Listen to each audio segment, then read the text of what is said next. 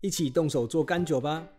准备的材料有米曲200克、原糯米260克、煮沸过的冷开水720cc。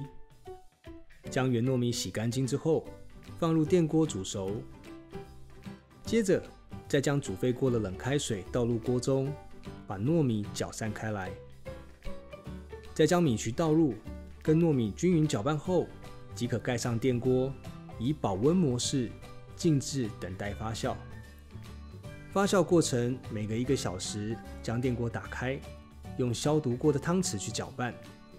观察甘酒糊化后，就不需搅拌。全程约发酵6到7个小时就完成了。发酵完成的甘酒可以倒入消毒过的玻璃瓶中，再放到冰箱冷藏保存。